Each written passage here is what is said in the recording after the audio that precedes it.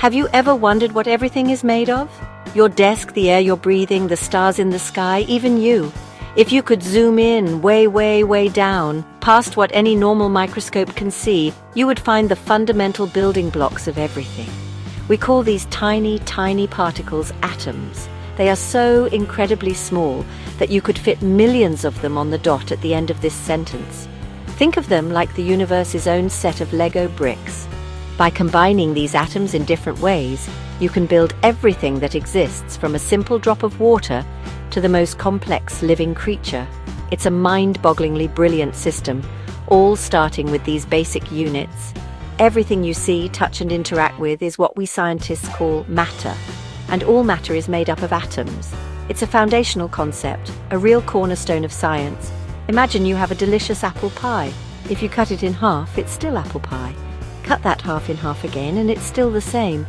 But if you could keep cutting it down to its smallest possible piece that is still distinctly apple, you would have an atom, or more accurately, a collection of different atoms like carbon, hydrogen, and oxygen that make up the apple. These atoms are the smallest units of an element that retain the properties of that element. Pretty neat, right?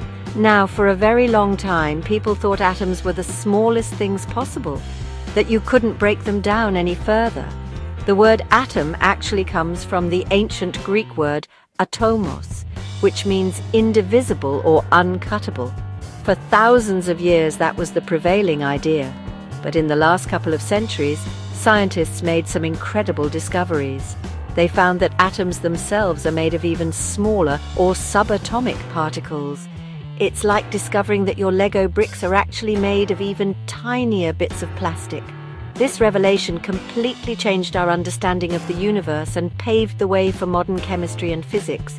So, while atoms are the basic building blocks of elements, they have their own internal structure, a whole little world buzzing with activity. Understanding this structure is the key to unlocking the secrets of chemistry. It explains why some materials are solid and others are gas, why wood burns but metal melts, and why water is wet. It's all down to how these tiny, fundamental particles are arranged and how they interact with each other. By getting to know the atom, we get to know the rule book for the entire universe. So let's peel back the layers and take a look inside. Consider this your VIP pass to the subatomic world. So, what's inside an atom? Let's meet the three main members of the atomic family: protons, neutrons, and electrons. Think of the atom's center as a bustling, tightly packed city center. This area is called the nucleus. It's incredibly dense and contains two types of particles. The first are the protons. These guys are the optimists of the atomic world. They have a positive electrical charge. They are fundamental to an atom's identity, sort of like its name. If you change the number of protons, you change the element entirely. It's like changing a cat into a dog, a completely different thing. Protons are really what define what an element is. Living right alongside the protons in that busy nucleus are the neutrons. Now, neutrons are the neutral ones, the Switzerland of the subatomic world. They have no electrical charge at all, not positive, not negative, just neutral. Their main job is to act as a sort of buffer or glue, helping to hold the positively charged protons together. You see, particles with the same charge, like all those positive protons, naturally want to push each other away. The neutrons step in and help maintain peace and stability within the nucleus, preventing it from flying apart. They add mass to the atom but don't change its fundamental identity. Now, whizzing around the outside of this dense nucleus like planets orbiting a sun are the electrons. These particles are incredibly tiny and lightweight, much, much lighter than protons or neutrons. In fact, a proton is about 2,000 times more massive. Electrons carry a negative electrical charge, which is exactly the opposite of the positive charge of the protons. This opposition creates an attraction that keeps the electrons in orbit around the nucleus, preventing them from flying off into space. It's this beautiful balance of opposite charges that holds the entire atom together in a stable, neutral state. To put it all together, imagine a miniature solar system. The nucleus, with its protons and neutrons, is the sun at the center, containing almost all of the atom's mass. The electrons are the planets, zipping around in specific energy levels or shells far from the center. An atom in its normal state will have the same number of electrons as it has protons.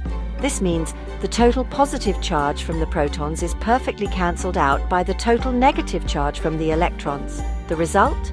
The atom as a whole has no overall charge, it's electrically neutral. This elegant structure is the foundation for all chemical reactions. How do we tell one type of atom from another? After all, a carbon atom is very different from an oxygen atom or a gold atom. The secret lies in a special number, what we call the atomic number. This is the single most important number for an element. The atomic number is simply the count of how many protons are in the nucleus of an atom. That's it. It's like an atom's fingerprint or its unique identification number. Every single atom of a particular element will have the exact same number of protons. For example, any atom with just one proton is a hydrogen atom. No exceptions. If you find an atom with 6 protons in its nucleus, you know for a fact that you are looking at a carbon atom. It doesn't matter how many neutrons or electrons it has, those 6 protons make it carbon. If an atom has 8 protons, it's always oxygen. And if you're lucky enough to find an atom with 79 protons, you've struck gold, literally. The periodic table of elements, that famous chart you see in science classrooms, is organized by this very principle. It starts with hydrogen, atomic number 1, and lists the elements in order of their increasing atomic number. It's a beautifully logical system for organizing the building blocks of the universe. Now there's another important number we use to describe an atom, the mass number. While the atomic number tells us the proton count, the mass number gives us an idea of the atom's total weight. As we learned, the electrons are super lightweight, so their mass is usually ignored in this calculation. The mass number is simply the total count of protons and neutrons added together in the nucleus. So if you know an atom's mass number and its atomic number, which is the proton count, you can easily figure out how many neutrons it has.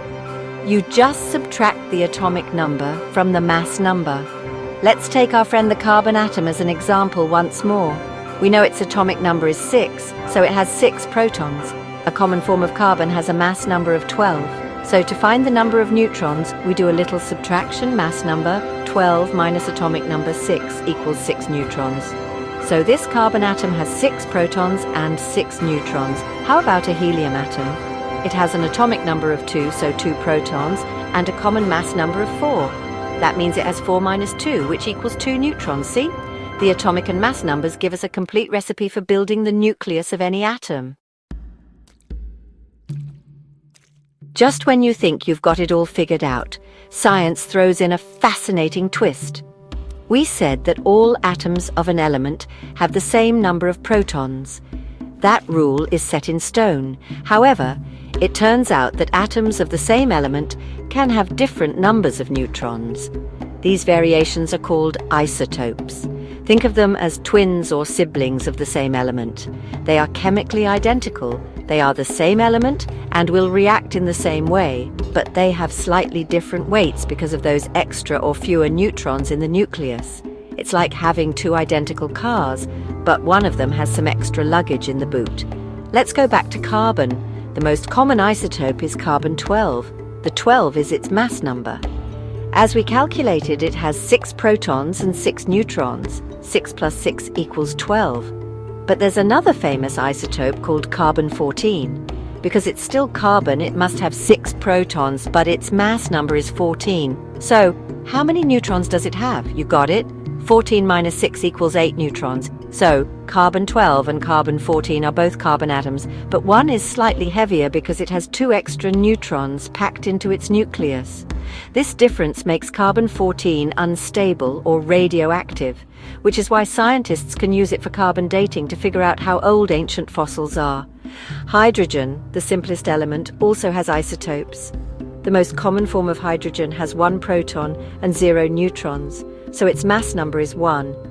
We call this protium, but there's also an isotope called deuterium, or heavy hydrogen, which has 1 proton and 1 neutron, mass number 2. There's even a third, rarer isotope called tritium, which has 1 proton and 2 neutrons, mass number 3. Despite these differences in their nuclei, all three are hydrogen atoms. They all behave like hydrogen and can, for instance, combine with oxygen to form water. You can have regular water, H2O, or heavy water made with deuterium, D2O. Understanding atoms, their subatomic particles, and their isotopes is not just a fun science exercise. It's fundamental to everything. This knowledge allows us to build new materials, create life-saving medicines, generate clean energy through nuclear power, and understand the stars themselves. The structure of the atom dictates all of chemistry. Every reaction, every bond, every property of matter is a direct result of how these protons, neutrons, and electrons are arranged. So the next time you look around at the world, remember that it's all governed by the elegant, powerful, and truly amazing rules of the tiny, invisible atom. Science is cool,